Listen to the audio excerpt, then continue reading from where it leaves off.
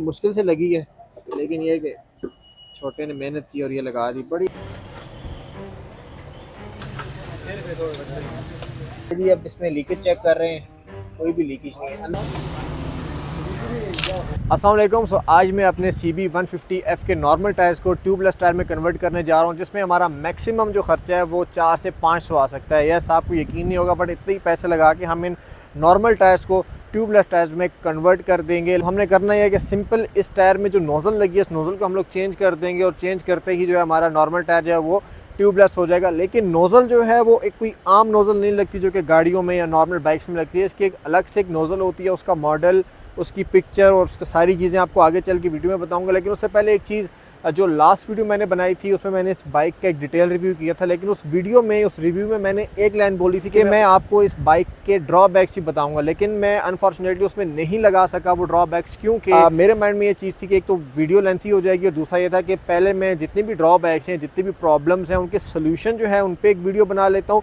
उसके बाद फिर मैं एक डिटेल ड्रॉबैक की वीडियो बनाऊंगा, जिसमें मैं आप लोगों को ये भी बताऊंगा कि ये इसमें ड्रॉबैक है और ये इसका सोल्यूशन मैंने निकाला। अगर आपको भी सूटेबल है तो आप भी ये कर लें, बजाय इसके कि मैं खाली आपको ड्रॉबैक्स बताता रहूँ, उनके सोल्यूशन बताऊँ। तो इसलिए सबसे बड़ा ड्रॉबैक वो इसमें टायर्स का था, ट्यूबलेस टायर्स का, जो कि आज मैं उसको हल कर रहा हूँ। उसको सारी जो है प्रिकॉशन भी बताऊँगा, किस तरह से टायर खुलवाना है, किन किन चीज़ों से आपने बचना है जो कि नॉर्मल मैकेनिक्स आपके टायर्स को ख़राब कर लेते हैं। तो जल्दी से चलते हैं शॉप पर, और इसके बाकी सीन जो है आगे चल के आपको बताता हूँ। अरे तो हम टायर शॉप पे आ गए हैं। अभी आपको मैं इसकी नोज़ल का बता देता हूँ। बेसिकली जो नोज़ल्स इसमें लगती हैं, ये दो जो है मेरे पास नोज़ल हैं। ये एक मैंने रेड में मंगवाई है, पहले मैंने ब्लैक में मंगवाई थी, फिर मैंने रेड में मंगवाई। मुझे ऐसा लगा कि जो रेड वाली ज़्यादा बाइक पे उठेगी। इसका मॉडल अगर बता दूँ तो TR48E इसका मॉडल है इन नोज़ल्स का। ये आम नोज़ल जो गाड़ी पर लगती है उससे टोटली डिफरेंट है। इनमें बेसिकली ये नट लगे होते हैं, ठीक है, ये नट लगे होते हैं। ये वाली नोज़ल जो है इसमें लगती है। तो अभी यहाँ पर सीन ये है कि अभी हमने ये देखना है कि जैसे ही हम टायर जब ट्यूब निकाल के टायर में डायरेक्ट हवा आ जाएगी, तो फिर टायर में कोई कट वट हुआ तो वो हमारे लिए थोड़ा सा प्रॉब्लमेटिक हो सकता है। तो अभी भाई जो है वो दूसरे टायर की ट्यूब के साथ लगा हुआ है, इसको जब फ्री करके फिर हमारे बाइक पे काम करेगा तो उस पर ये करेंगे कि फिर आपको बाकी के सीन चल के बताते हैं। बट ये कि मुझे जो पर्सनली लगा कि ये जो रेड वाली नोज़ल है, जो कि आपको खोल के भी दिखा देता हूँ, रेड वाली जो है वो ज़्यादा सूट करेगी, क्योंकि ये जो हमारा ये भी रेड में है, साथ प्लस ये रेड हो जाएगा, इसके साथ मैचिंग में आ जाएगा। प्लस बैक जो है, बैक शॉक जो है वो हमारा रेड में है, तो वो उसके साथ मैचिंग में आ जाएगा। तो अगेन अभी लगा के देखते हैं कि किस तरह की लुक निकल कर आती है। बट फ्रंट टायर जब खुलेगा ना, तो उसमें आपने एक चीज़ की एहतियात करनी है। जो ये इसका हब है ना, ये मीटर का हब होता है। इसकी गरारी हमेशा जो है ना प्रॉपर बैठनी चाहिए। अगर हब प्रॉपर नहीं बैठेगा तो आपका जो मीटर, जो स्पीड मीटर है वो गड़बड़ करेगा। तो इसको आपने हमेशा किसी प्रोफेशनल से और एहतियात से खुलवाना है।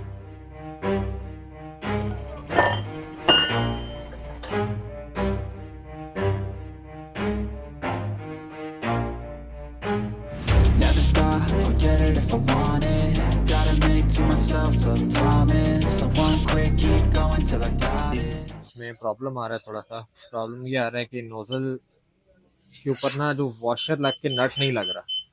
तो अभी इसमें हम लोग कोशिश कर रहे हैं कि किसी तरह ये रबड़ अंदर बैठ जाए, और इसके ऊपर हम जो है इसकी एक अलग से ये वॉशर होती है, ये वॉशर होती है बेसिकली, ठीक है, ये इसके ऊपर हमने रखनी है। रखने के बाद फिर हमने नट टाइट करना, बट इतनी स्पेस नहीं बन पा रही कि इसके ऊपर हम वॉशर भी रखें और नट भी रखें। अभी भाई कोशिश कर रहे हैं, देखते हैं अभी क्या सीन होता है। पर इस पे ठीक ठाक जो है ना, हमें टाइम लगने वाला है। ये जी नोजल हमारी बड़ी मुश्किल से लगी है, लेकिन ये कि छोटे ने मेहनत की और ये लगा दी बड़ी मुश्किल से। पहले इन्हें प्रेस कर करके उसके बाद जो है ना ऊपर हमने नोजल लगाई।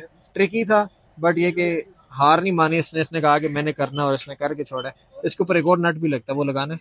वो भी लगेगा, दो नट होते हैं इसके, होते हैं, ये भी नहीं लगेगा। चलो एक ही लगा दो, ठीक है, ओके। इसमें लीकेज चेक कर रहे हैं, कोई भी लीकेज नहीं है। अंदर करें और टायर, कोई कोई लीकेज नहीं है, अल्हम्दुलिल्लाह सक्सेसफुल रहे अल्हम्दुलिल्लाह। चलें जी, जल्दी से इसको लगा दें टायर। सही हो गया छोटे। सो फाइनली हमारे काम जो है सारे कंप्लीट हो चुके हैं। थोड़ा सा बीच में काम हमारा रुक गया था, थोड़ी सी प्रॉब्लम आ गई थी। वो ये थी कि जो कि नोज़ल है ये प्रॉपर्ली उसमें फिट नहीं आ रही थी, और शॉपकीपर का ये कहना था कि आप जो रिम का जो सुराख है जहाँ से नोज़ल लगती है उसको आप खुला करवा के हैं फिर ये लगेगा।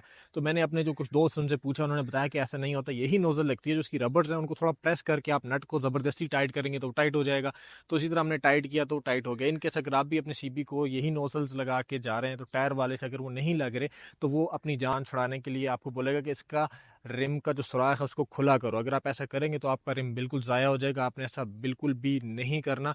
उसी रबड़ को थोड़ा सा आपने रगड़ाई करा के उसमें फिट करना और वो आराम से फिट हो जाएगा। कोई इसमें लंबी साइंस नहीं है। सो ये इस टाइम हमारी लुक्स जो हैं वो इस तरह से कुछ देखने को मिल रही हैं इस टाइम।